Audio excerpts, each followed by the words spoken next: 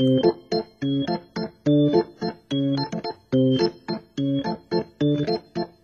was late one fall night at a fairground near town when Esther first saw the Armenian man, who groveled toward her and stood by her side with a bucket that swung in his hand. His grin stretched the folds of his pasty white cheeks, and his lips hurled a dollop of murk on the curb, and the lights from the rides showed a mischievous sparkle that flashed in his hollow-eyed stare. He said, "Little girl, you can chop off my legs and then peel off my socks if you want to. But I'd rather you took this old puppet from me that I hold in my pail as we speak." And he stood looking down at the innocent girl, and she stared at the bucket, bewildered. Then he lifted the doll for the young girl to see, and a giant smile grew on his face. She saw the doll's eyes, and she couldn't resist, and she thanked the man quickly and ran to the church. And she burst through the doorway with puppet held high, and a hush filled the chapel, and the people looked mean.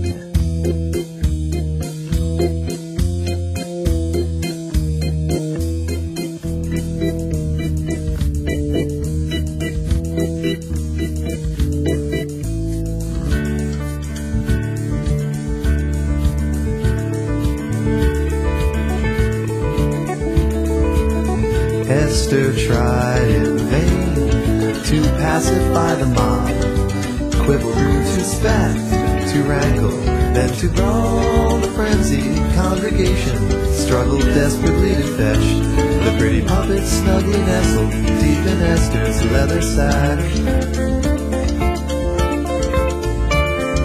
Through the window of the church a storm began to rage, and Esther knew the time had come to flee.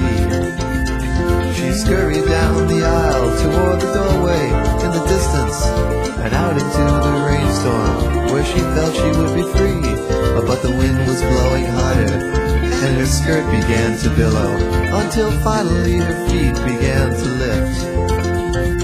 And she rose above the houses, and the people, and the chimneys, and Esther and the doll were set adrift, floating higher over the hills and the valleys and treetops.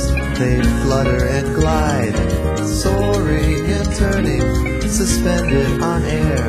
With the earth far below them, they'd tumble and dive through the clouds.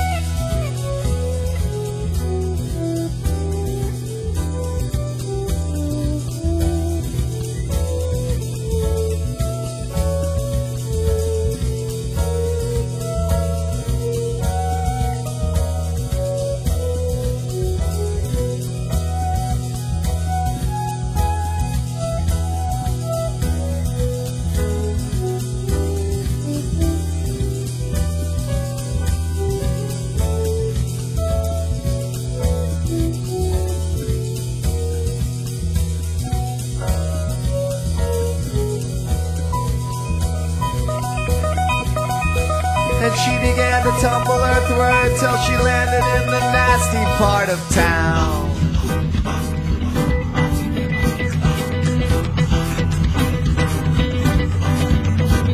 She glanced about the village, sure to find the evil men who rob and pillage in the darkest hour of night.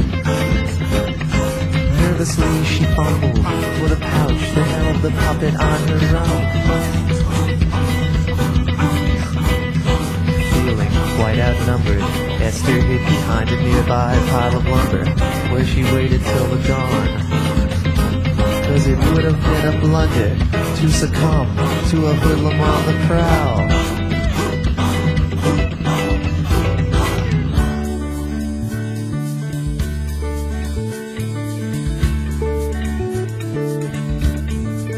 When the morning came, she wandered through the streets, along the chilly lake that lay beside the town. At last a peaceful moment, but she thought she heard a sound. It was an angry mob of joggers coming up to knock her down. As Esther stood and shook her head, the joggers were approaching, and she knew she had no choice left but to swim. As the frosty water sank its bitter teeth into her hide, she tried to slide the heavy clothing from her skin. Naked now, she made her way toward the shore, when suddenly she felt the tiny tugging at her toe. And the puppet she'd forgotten wrapped its tiny little arms around her ankle, and it wouldn't let her go. The waves seemed to